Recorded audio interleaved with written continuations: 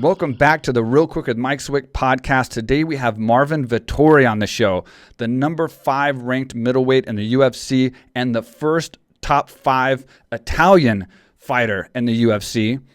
He just got there this past weekend at UFC Vegas 16, where he took a win over Jack Hermansson, dominated Jack Hermansson to a decision, and it was an insane fight. Like, it was literally a crazy fight. Rock'em sock'em robots. He's just coming off that. It's like 9 days after the fight. He wants to fight Darren Till now, I think. They've been doing some tweets together. It's been pretty humble, but he's definitely not humble toward Adesanya. His last loss being Adesanya, a split decision. But he's on a 4-fight win streak right now. He's top 5. He's on his way to the top. So let's talk to Marvin. All right, Marvin, welcome to the show, and good to meet you. Good to meet you too, man. Yeah, I've seen your podcast before. How are you doing, man? I'm good, man. I'm good. I'm about actually to leave to Italy for a little bit. I'm going to go back for Christmas and New Year's Eve, and I'm about to go in about a couple hours. Yeah, no, and we rushed the podcast, and I was just thinking to myself, man, your fight, first, congratulations. It was an amazing fight. It was like, thank you. It like hurt me, not as much as it hurt Hermansson, but like it was like rock'em sock'em robots, man. You guys just went in there and just pounding the crap out of each other for the entire time. Crazy, and you're straight left, man. Wow, it's just like you're like one of those shrimp in the ocean, those fast like lightning shrimp, dude. With that left, it just goes from anywhere. You don't even load it up; it's just pop every time. A to B. They always say like, you know, the way it teaches me is always like A to B, like. No, not telling nothing, you know, boom, coming up. But that's how every shot should be, really. But yeah, my cross, I guess, it worked out better. Are you okay? Like, do you still feel it? I mean, I know how it is after a fight myself. Like, are you still feeling like your jaw and your head hurting a little bit, or are you pretty good? Like, you're fully recovered? No, almost nothing, to be honest. Like, no, but even after, it's not that I had like headache or anything. It's just my elbow was hurting a little bit. And I know I broke his elbow. I broke his toe with my elbow. But yeah, man, it looked like, to be honest, it looked like it was like I don't even know that word, like robot walking soccer or whatever. Yeah. But to be honest, I was sleeping most of that. To be honest, like it's not that I was always pulling back. I got a few hooks, but you know, it's a game. But it's not that I don't feel like I took that many shots. But yeah, man, that was cool. Like it's first time going 5 rounds, and I feel like championship rounds were actually. Yeah. You know, I felt really good on those rounds, and was a hell of an experience. And Jack Hermansson came super game, and it's good. It's crazy how, like, you know, you can make as much plan as you want, but then you need to be ready to make adjustments, and that's the mark of a good fighter, I think, in there, you know. Yeah. And that's what it is, because. Even though you're winning, like sometimes things are not going the way you would like to go. Like even I remember being on top on the second round, and I'm like, you know, and I'm like, okay, yeah, I'm on top. I'm actually winning. I know I'm winning. That's why I'm not rushing. But I would like to be standing, try to put him out for good. I know he's losing here, but he's still actually recovering here in a sense. And it's crazy. On my mind, I was like, I know I'm winning now. So it's all right, but I'm still losing in a sense on where I want to put the fight, where I want the fight to be, you know. But I knew it was a long fight, so I'm like, you know, it's okay. Just you're winning, so you're taking these rounds, and just you know, just be calm and like be ready for when you get back up. So, but no, it's, you know, and then it's crazy, like how many how. Well, we train for that too. That's how like it's so important to be able to make adjustments, see through like the decision making. I'm really big on making the right decision, because it's a long fight, but it's such a short time. Like it's still such a short time. A wrong decision can cost you a round or even more. Yeah, maybe the fight. So yeah, man, no, it's good. It was good. It's and 5 rounds is I like it more. It feels way more like a fight. Yeah. You know, 3 rounds, I feel like you can push it. Like you know, in your mind, it's kind of like, oh, just 3 rounds. But 5 rounds, you know, you're going to be in there for a while. And it comes out more to fighting. Like, yeah, I feel like that. That was cool. How does it feel to be in the top 5 and then be the first Italian in the top 5? and finally break it into the top ranking like that.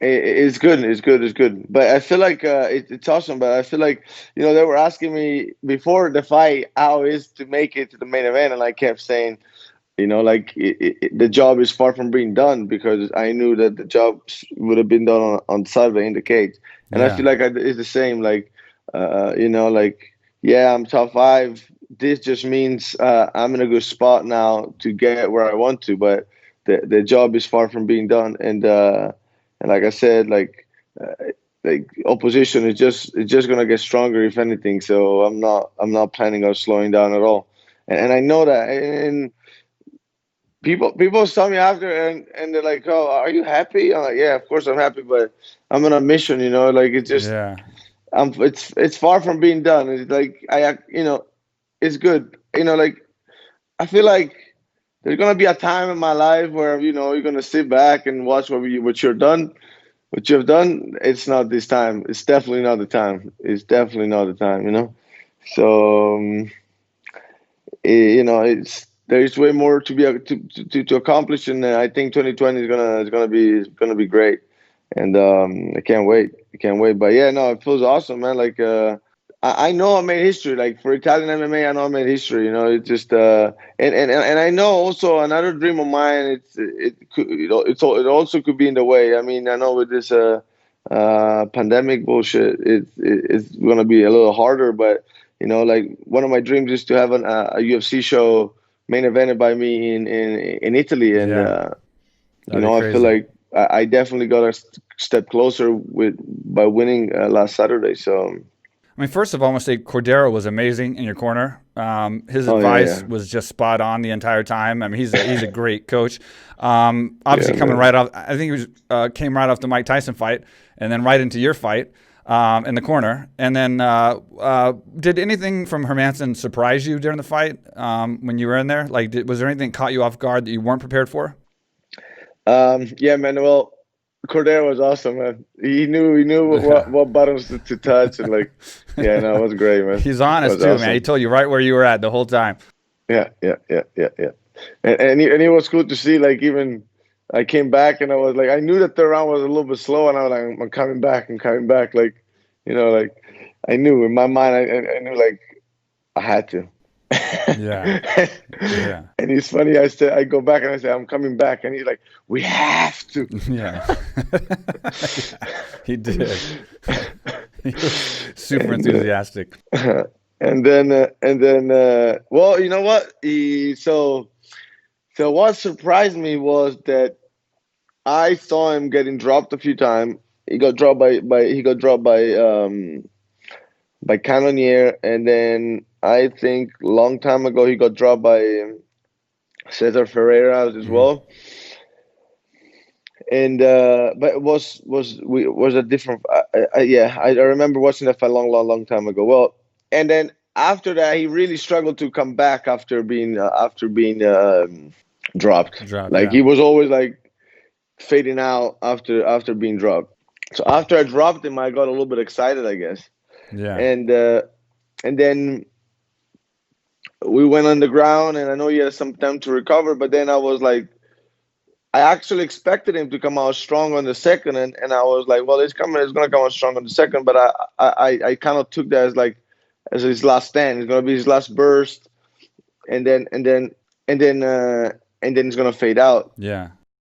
And I was like, okay, I'm gonna let him fade out, and then probably I want to catch him to put him out for good. But no, it never faded out. So I had to retake over the fight again. So, but yeah, I mean, so that maybe was a surprise. I'm used to like world level jiu-jitsu, and it's not that he surprised me in the sense he did something that I haven't seen, but he surprised me in the sense of like you can tell he's a guy that trains guard. Like he's a guy that trains on the bottom too. Like he's very active. He was going for things one after the other. Mm-hmm. And I was stuffing them, but I could feel them. Like he was trying to come up, get under, elevating me. He was trying to get like good grips on me, try to sweep, and like even from the half guard, he was always keeping like a little hook, trying to also all the time elevate me. But man, like I had like some like I had like Neyman Gracie on the corner like Yeah. all week. Like it just jiu-jitsu like you don't play jiu-jitsu with me, man. I don't care who you are. Like there's nobody in MMA that will play and fuck around with me with jiu-jitsu in the cage. There's just no way. Even that being said, though, I mean, even that being said, in your confidence in your jiu-jitsu, do you have any regret that when you did catch him with that straight left? Because I mean, you popped him hard. He went straight head down, covered his head. I mean, it was as close to a stoppage as it could have been. Do you regret not unleashing punches and just trying to get the ref to stop the fight in that situation instead of going for the submission? Or was it just something you thought you were going to be able to get no matter what, and he was weak enough that you could just pop it on and finish it that way? No, I mean, more than regrets is more. I feel like I did a little bit of technical mistakes. I could have,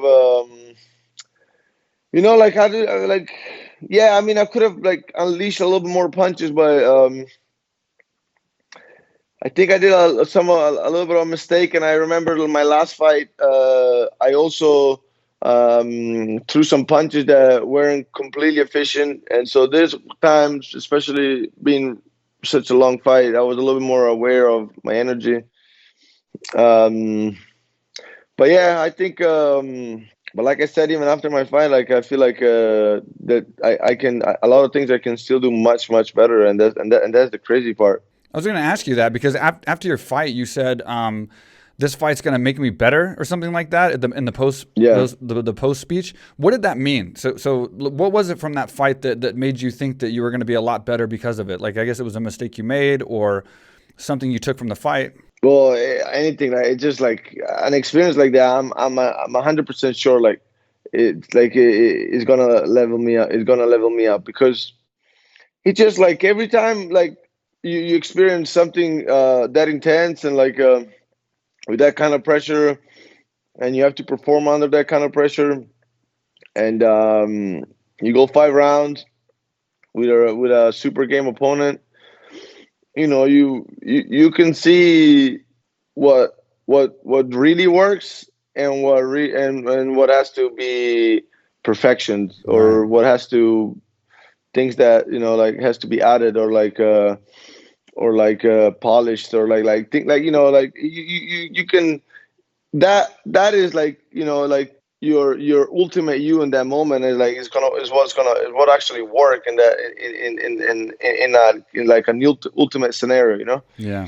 And then so you can tell a lot of things for sure. And like I said, some of the mistakes, a little bit of decision that I could have been sharper with, and in some of the ground and pound things, and like overall, like I think it just I said it to both, like even after when they raised my hands, I turned around to him and I'm like, man, this was a hell of a fucking fight. Thank you. We're both getting better after this. Yeah. I said today we got better. Today we got better fighter, and then first time going 5 rounds, and it was awesome, man. Yeah, absolutely. And so what's the deal now with Darren Till? I saw there's a little bit of Twitter stuff between you guys. He seems very humble about it. I mean, he's not trying to talk trash from what I've seen so far. Is this a fight you want for some particular reason? Or, I mean, obviously he's up there and you want to keep climbing, but is there any other reason or just that? No, I think I like this fight. It's it's gonna crown the King of Europe, and I really look forward to that. I'm already the King of Europe, but they ranked me next to me, whatever. But yeah, man, I think it's kind of like he's pacing himself, like he knows, like he can, like I've seen him talking shit for years now to Mike Perry, so I don't know if it's a pace thing actually, but I don't know. I think I mean, I don't, I want that fight to happen because it'd be a massive fight, and I think I could just smash him everywhere, to be honest. And it's good. I mean, now it seems like more seems like, I don't know, maybe it's actually just news or like even fake news, but I saw that picture going around a couple of times. Whitaker fighting Costa. Oh, is that what? I didn't even hear about that. Yeah. I don't know. They keep saying that. Are they trying to make that fight now with Whitaker and Costa? I saw it somewhere. I could be wrong, man. Though, maybe I'm wrong. But yeah, if they make that fight, I'm pretty sure Whitaker's gonna win. And then Israel, they say, is gonna go up, and then And if I fight Darren Till, then I should be the next next in line. Either Whitaker fight Israel or I fight Israel. Yeah. And that's it. I think there's a story. I mean, there's a storyline with you and Izzy, obviously, because of the last fight. Yeah. And it seems like there's still some bad blood on your side. Has he responded to that? Like, does he respond back to you? I haven't noticed, but I've heard some of the stuff before this interview that you've said to him or about him recently on TMZ, actually a couple days ago, saying you called him a bullshit champ. What are your thoughts on him and getting at that fight and trying to have a better fight than before? Yeah, I think like I've met him a few times. I met him. Well, we met in the cage, and then I met him a few times outside, and I had a few encounters with him. And he's just and then what I don't like about him, he just goes out and lies to the media all the time, And then all of a sudden now he thinks, man, like he's chasing. I don't know how you can explain. I don't know. It's just. I just don't like his style at all, and like I don't like the way he cares. And I'm not the guy like, oh, not because he's a good guy. Just he's not real. Like he's not a real guy. Like I feel like he just wants to. He's chasing that kind of like, oh, I want to be great status, which is understandable, but I don't know, man. I don't know, and. Now he's coming off a good performance. Yes, okay. You got to be impressed with his performance against Costa. I mean, his striking is definitely one of the best in the division, and his fight IQ and strategy is definitely there. So he's getting better and better and better for sure. I guess what you're trying to say is more he's carrying himself outside the ring in a way that you don't feel is accurate as far as the way he plays the game. But in the ring too, like people don't remember. Like his fight before this was one of the shittest title fight that's ever been done. So like it's not that he's doing that many like such awesome things. Like yeah, okay, like well, to be honest, man, his last fight I think Costa beat himself before going into the fight. He got into his own head thinking like, man, these guys are like that. Costa, Monday after he got beat, he's like, I'm going to train harder for my next fight. I want to fight you again, Israel. And he posted a video doing bicep curls. That's how he's going to train harder. That's how fucking stupid that guy is. So like. I didn't see that. I'm seeing it now. He's a bodybuilding guy, and he thinks he got it into his own head thinking that he's skinny, he can't hurt me. What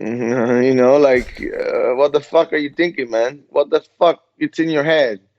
You think he literally thought, I'm gonna walk him down and he's not gonna be able to hurt me because I'm big and he's small and he's a skinny guy, and I'm just gonna take him and break him. Basically, that's what I think. He into his own head, he made himself believe, and this guy picked him apart. Plus, like, how can you go into a world championship fight without having an answer for a low kick?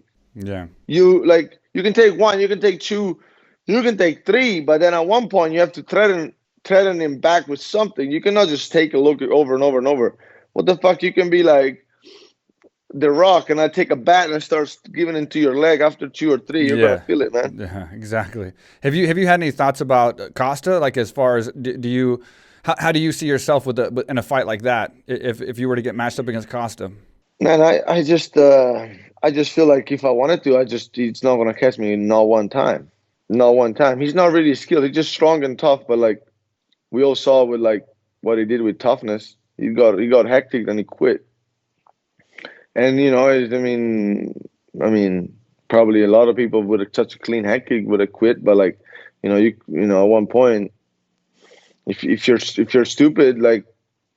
They're gonna bring you to the breaking point. Right. But that's to see, like Israel, and now he was talking about light heavyweight and like he wanted to go up a light heavyweight. I'm talking about Israel. Yeah. I don't know, like, and he said in an interview like he's never gonna see me again because of the way I acted and stuff. And I was like, even in my post fight interview, like Israel thinks he got it all figured out, and I'm like, guess what, motherfucker, I'm here in the mix now. Yeah. And after your last fight, I saw that. I really am. I'm like the guy that, you think you kicked out of the door, and then all of a sudden you look out of the window and he's there fucking doing like this to you, Yeah. Like I'm a hunt you, man. I'm a hunt you. And he knows, man. He talked about me multiple times, and I think me and him are 100% gonna fight again. 100% fight again, and this time I will leave no doubt. I think me and him will be a thing that me and him in my career will be a fight that we'll see many times. What do you think you're going to do different in this fight than the first fight? I mean, he's obviously gotten a lot better, I think. He's improving every fight. For sure. His striking, obviously, that's we see the most of, especially in the Costa fight. It was on the feet the whole time.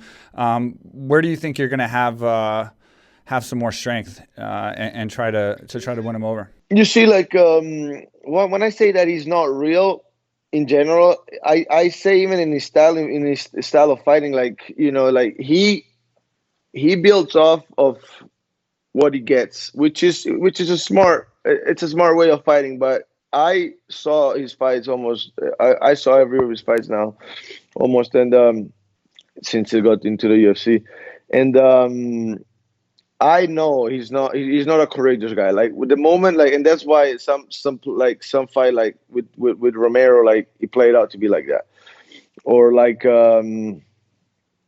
I don't even remember which other fight, but anyway, he just built off of where, like, it's kind of like he tries to get a tip of the finger, then he gets half of the finger, then he gets the whole finger, then he tries to get the hand, and it gives on like which is not a stupid approach, but the moment there's gonna be a need to take risks, he's not gonna take them, and I know that, and man, when I fight him again, I'll be, and again, like, people just, man, there's so many ways to put pressure on a guy, and I feel like I know how to put pressure on him, and it'll be good, man. I think you have to pressure him, you have to cut him off the proper way, and I'm gonna show up with a great game plan, man, and I'm gonna give him things to think of, and I'm gonna just do MMA, like, it's just gonna be like I'm gonna use my full arsenal. What is different from back then is just, I mean, I improved in every area, but I can just read much better, whatever, everything that goes on in the cage, and I feel like everything he does, I see, like I see it from miles away, and it's crazy how, like, even though back then I wasn't seeing it, a lot of things he was doing in striking, I dealt pretty good just with my instinct. Like, he couldn't do nothing to me, basically, even back then. And I was always the aggressor. I was always going after him, and he still couldn't do nothing to me. So I think it'll be a dominant fight for me whenever I'll fight him again. Like, I'll show up and it'll be dominant. Like, people will look at the fight and they'll be like, "What the fuck?" Like, like, I think in a sense also he's gonna bring a very good, like, he's gonna bring the best out of me too, and people are gonna be like, "What the fuck?" I thought, Israel was such a defensive, evasive fighter, and what's going on with Marvin, and the moment we fight, and it's gonna be like that. Yeah, I mean, if you keep winning, obviously this is going to happen. All right, guys, I hope you're enjoying the podcast, but we have to thank our sponsors, the first being Manscaped, the official trimmer of the UFC and the official trimmer now of the Real Quick with Mike Swick podcast, and yours truly. Precision engineered tools for your family jewels. And if you want to save 20% and get free shipping, all you have to do is enter code QUICK at checkout at manscaped.com, manscaped.com, and you get 20% discount and free shipping. So if you're looking for the ultimate stocking stuffers for this holiday season, look no further. Manscaped is the only brand dedicated to below-the-waist grooming and hygiene products, and great news, they just released all products to Europe, Canada, and Australia. So for all you guys watching the podcast from Europe, Canada, and Australia, you can now order at manscaped.com as well. Again, enter code QUICK and that lets them know that I sent you. They get all these crazy amount of orders in from you guys supporting the podcast because you love the show and you love the content that we're putting out, all these episodes every day for you guys. So you're ordering stocking stuffers for yourself, for your friends, for your family, and Manscaped's like, holy shit, damn, the Real Quick Mike Swick podcast is doing crazy amounts of business for us. And so you're supporting the podcast. You're supporting yourself by getting the best products. You're saving 20% and you're getting free shipping. Code QUICK, Manscaped, MANSCAPED.com. And as always, our podcast is brought to you by AKA Thailand, the world's premier luxury training resort here in Phuket, Thailand. Go to akathailand.com and find out everything you need to know, and you can save 30% by booking today on all group training packages with no expiration date. You can use them anytime in the future. akathailand.com. If you have any questions, info@akathailand.com. And again, like the last podcast, I will do another special. If you email us at info@akathailand.com and name this podcast Marvin Vettori and the number, of which I don't know, I think it's 105. I'm not 100% sure. But if you name the podcast and you book 3 months or more, because right now we can get you into the country right now for 3 months on a special visa. You just have to go through a quarantine.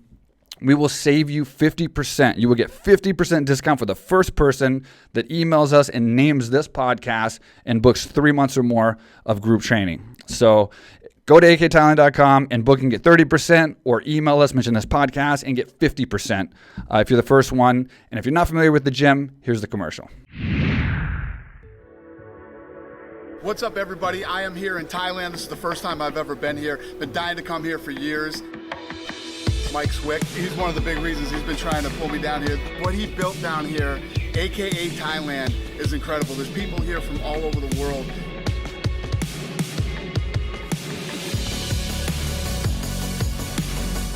You can train mixed martial arts here, jiu-jitsu. They have weightlifting, they have cardio, and obviously they have Muay Thai, boxing, everything.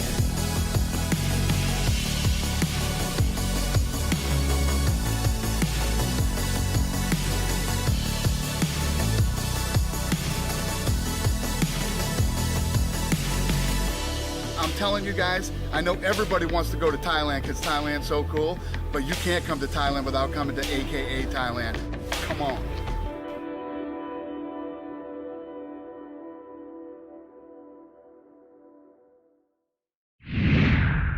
I'm going back a little bit. Obviously, you guys are at the top, but what did you think of Kevin Holland in his recent fight this past weekend? Kevin Holland is a character, man. He is a character for sure. Like, Good striker too. I even, what the fuck? I don't want to say something weird because I know he's gonna call me out of it. But we had a little. What the fuck? I texted him something like super, like pretty. Like I just said I just said something like, hey, at the end of the day, I got nothing against you.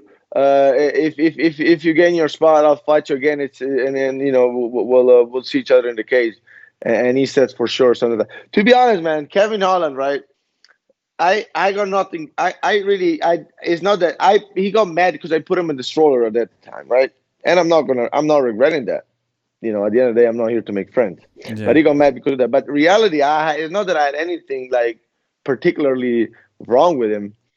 And but then we started having like little arguments, and man, like he's been active, and props to him, man. I think, I don't think he's such a technical high level fighter, but he pulls shit off, and you got to respect it in a sense. He's one thing about him is just super active. Like I don't think he even cuts more than 10 pounds, and he's just like in and out like every 2 weeks.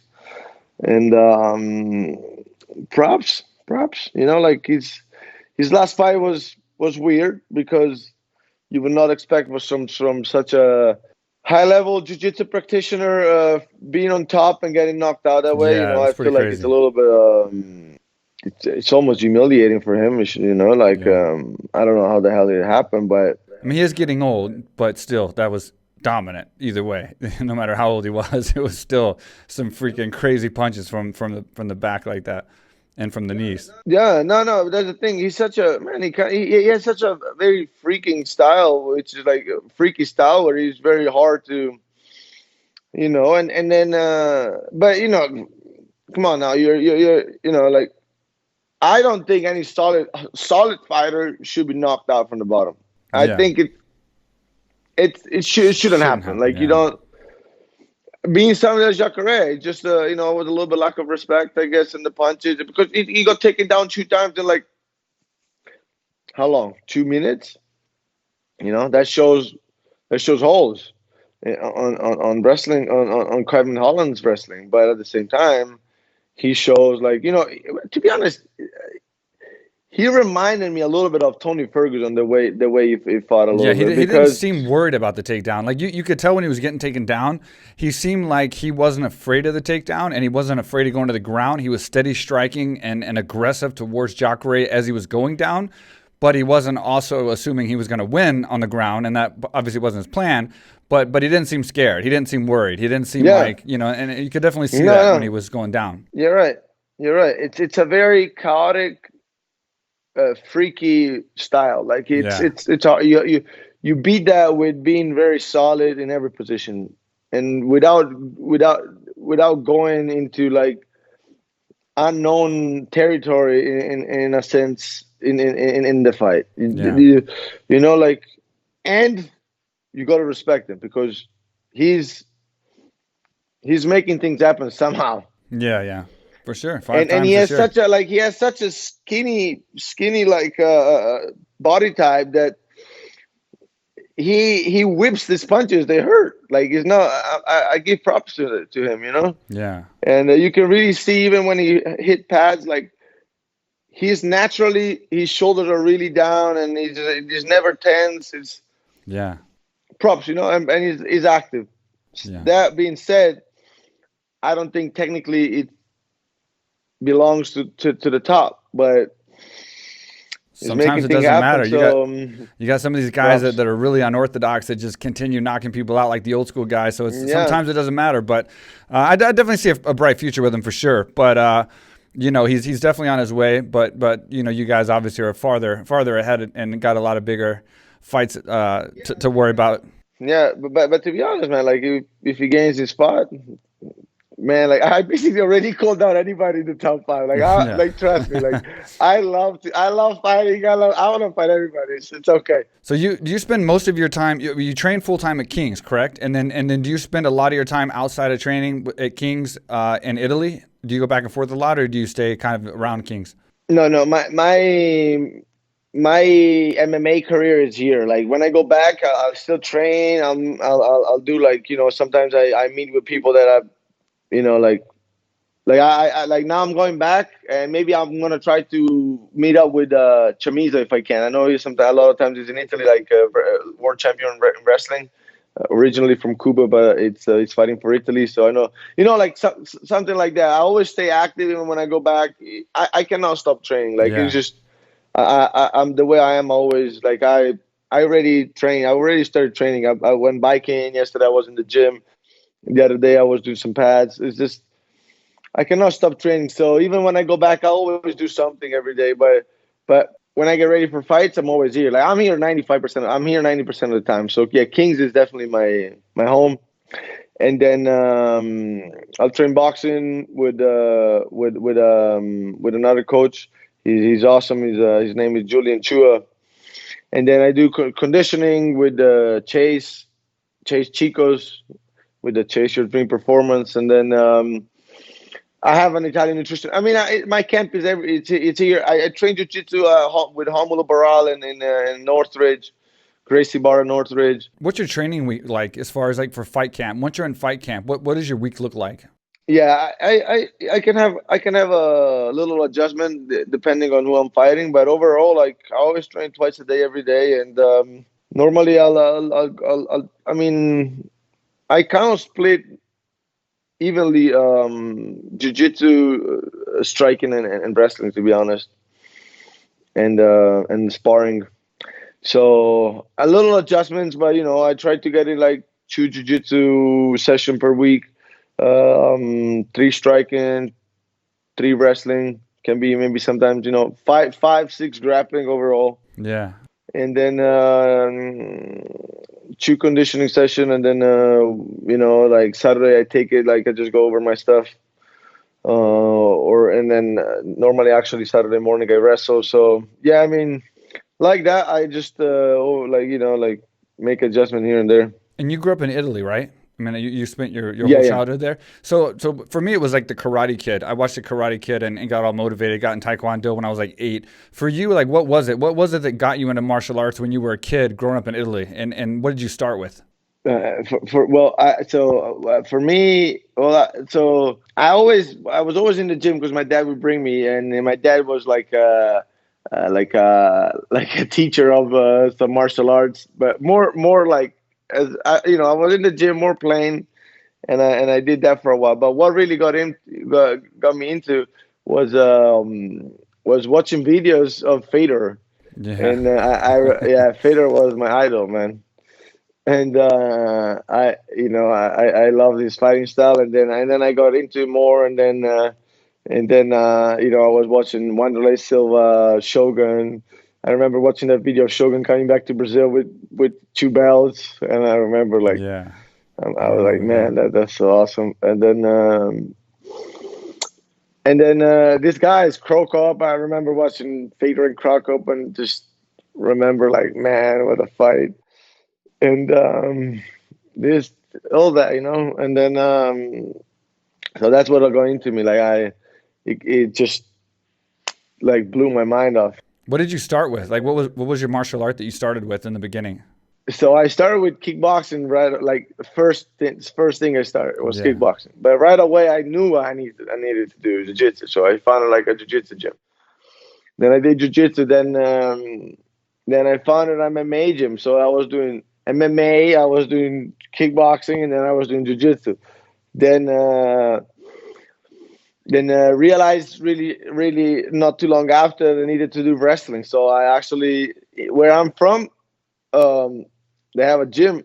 They have a gym where they do wrestling, but men just do Greco and women just do freestyle. Yeah.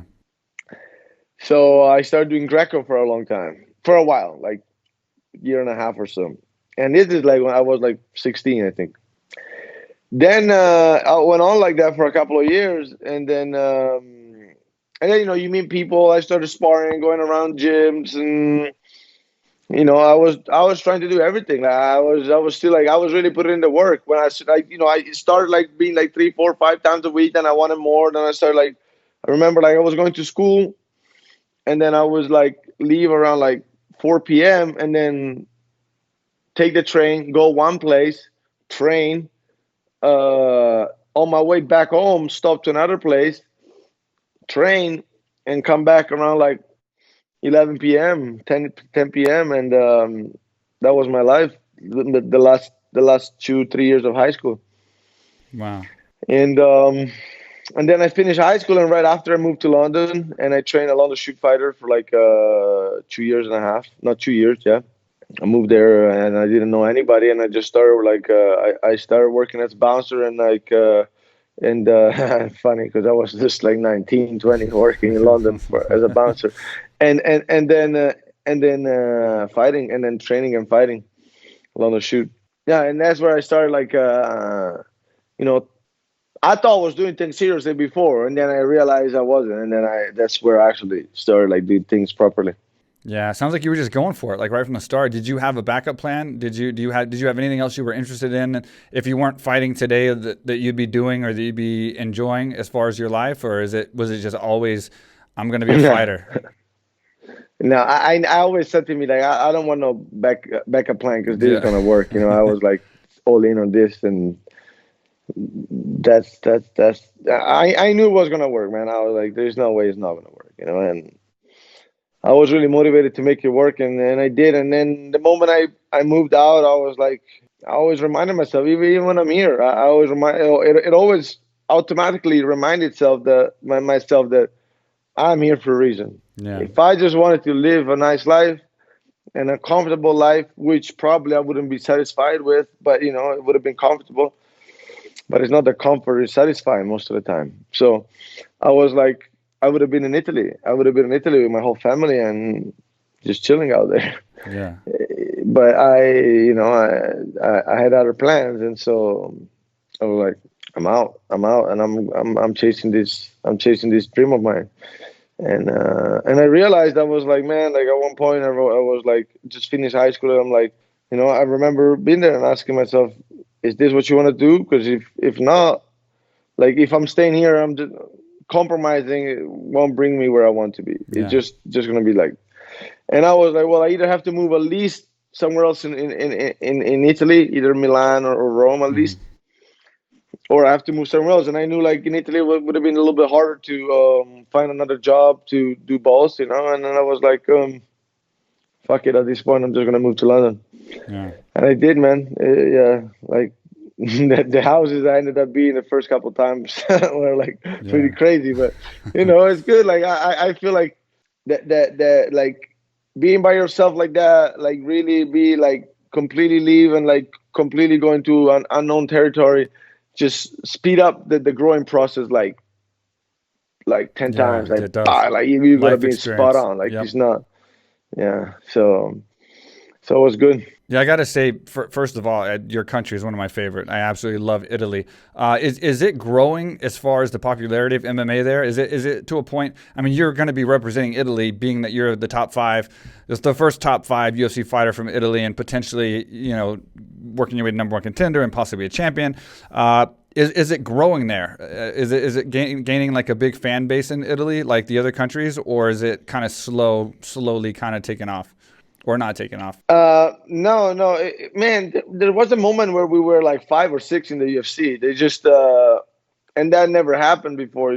For a long time, just Sakara wasn't there, right. And then Alessio, yeah. Then when he got cut, then basically for a long time nobody was there neither. And then I remember even in my first few fights, I was going into interviews after. I was like, they're like, oh, what do you go from here? What's your goal? And I was like, I want to be in the UFC, even when I was like 19 or so. And then people would like look at me like, look at this kid, he's out of his mind.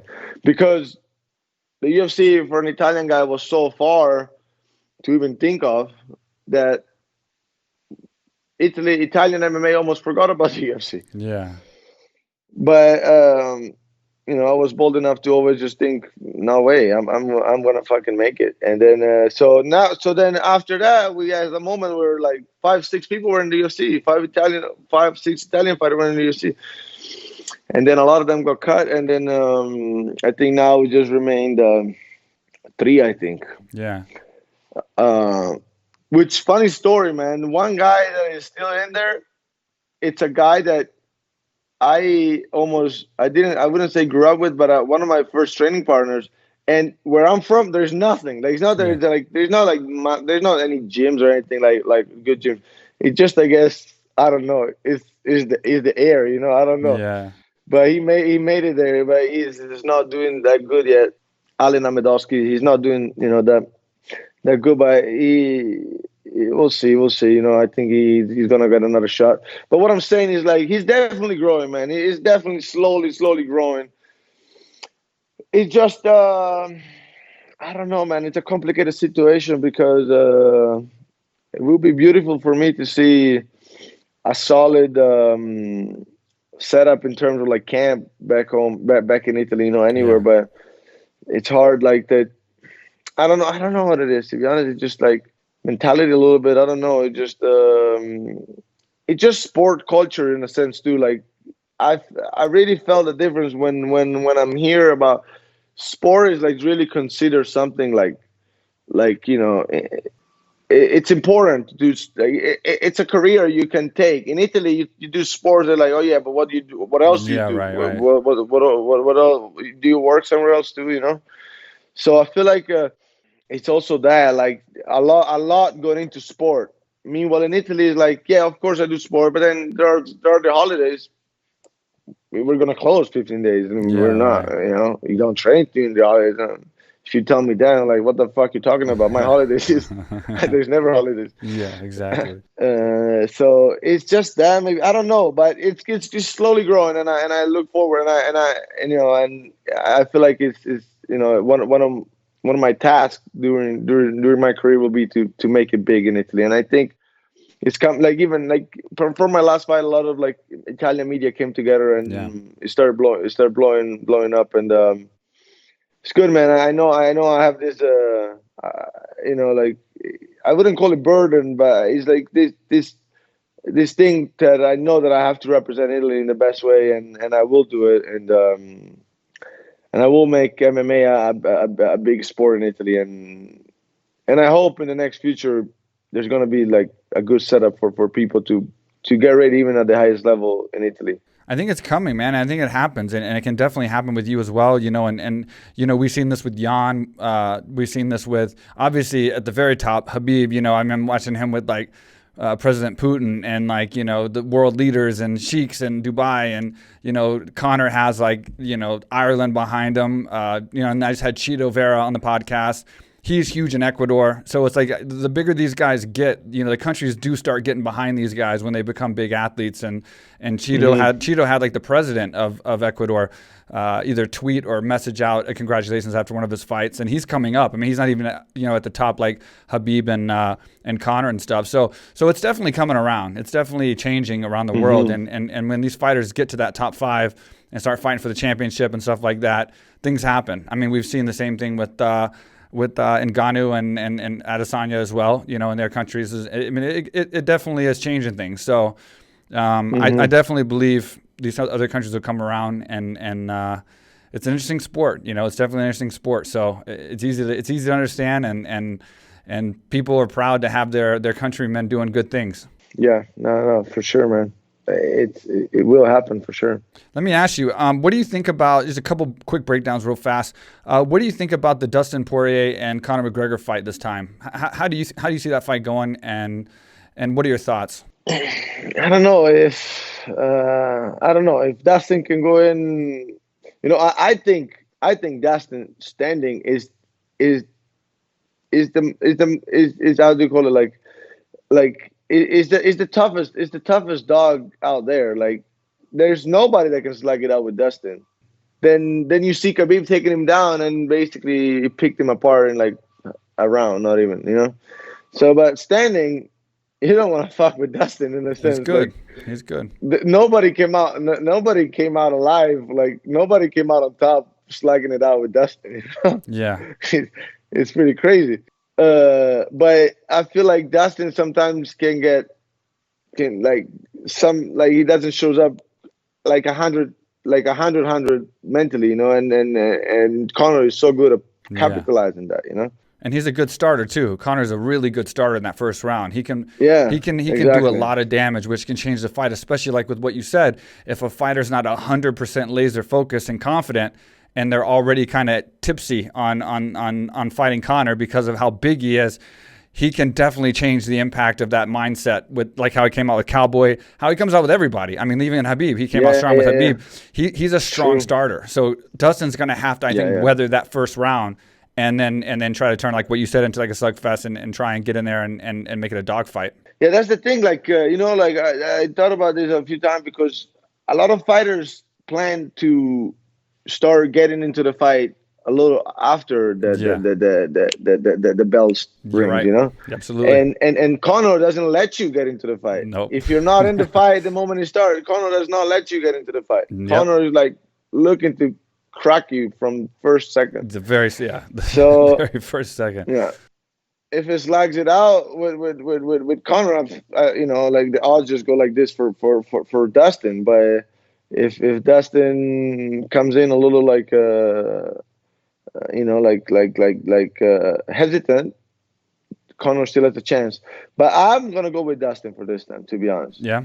And then on Khamzat Chimaev, do you think he's going to have what it takes? Do you think the hype is real and he's going to be able to put away Leon Edwards, being who Leon Edwards is and how good he is? Or do you think it's going to be a humbling experience of maybe you're not ready for this level yet? It's a tough call. It's a tough one, man. It's a tough call, but the guy is good. There is no doubt about it. Like, Khamzat is good. It's not that he's not. But I think Leon, like, also, like, with all this time off, I think he's pretty motivated too. I think Leon is gonna pull it off, but it's gonna be a good fight. Yeah, and for me, it's like it's almost impossible to call. I mean, it's one of those fights where it's like you don't have the variables yet, right? You got this guy who's got all this hype, and who's fought so perfectively. Is that a word? I don't even know. I'm asking you if that's a word. But he's fought so perfect in his fights, and he's done so well. We haven't seen his full game, so it's really hard. You don't have the variables to make a decision really until this fight's what's going to actually answer those questions. So I'm excited to see it happen and see what happens during that fight. And I think we'll definitely know after that for sure, because it is a tough test. He's definitely got a tough test. Exactly, because sometimes having perfect fights is not the best thing, you know. Yeah, and you're right about that too. All the time. Yeah, but you're right. I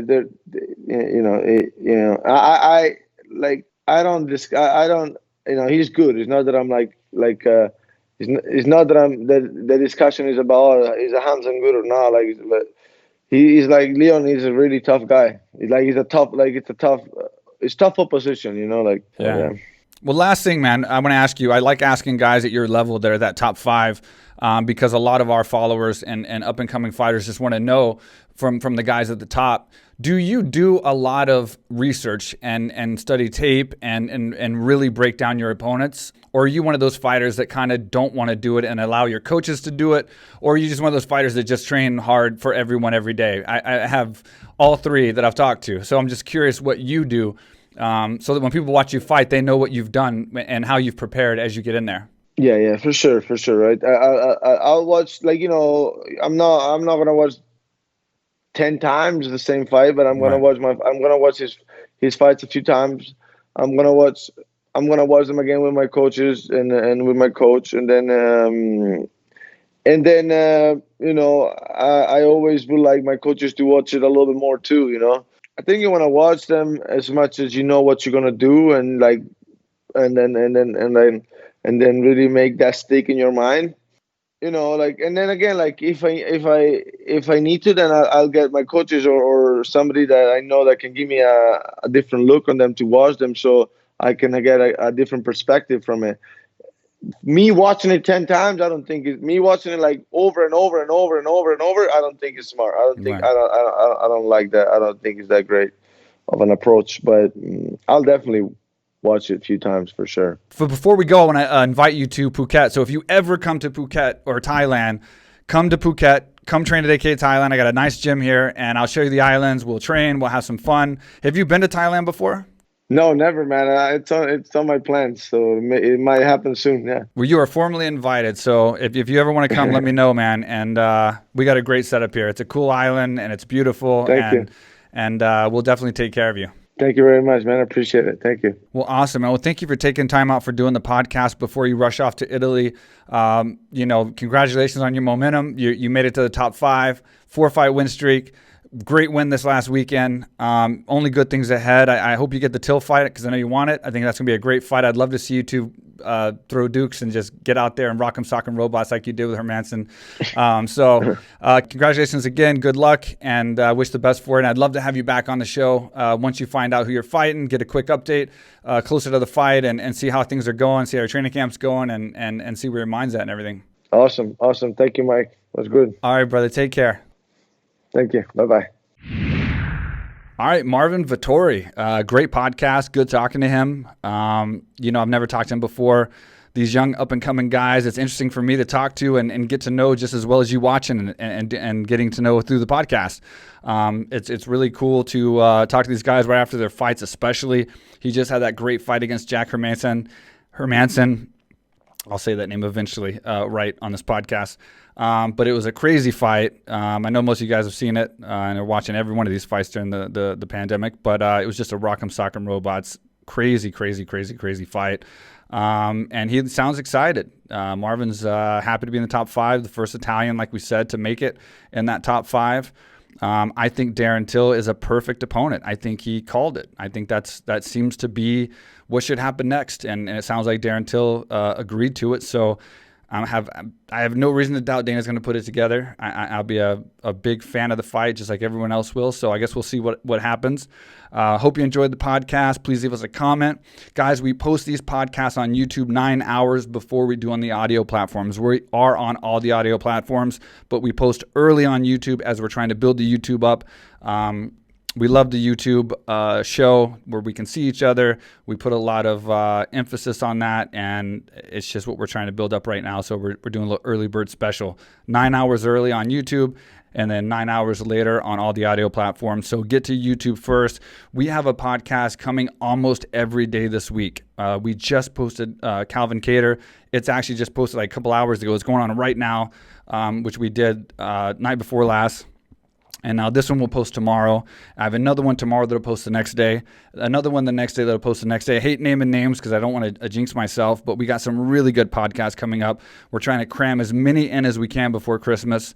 I don't do scheduled podcast postings. I just do as many as I can and post them as fast as I can. So always stay tuned. Subscribe so you don't miss it. Click the bell so it lets you know as soon as we post them. We don't even know when we're going to post them, but we have a lot coming up. I promise you that for sure. So the next few days is going to be packed with podcasts, and they're all good. There's no bad ones.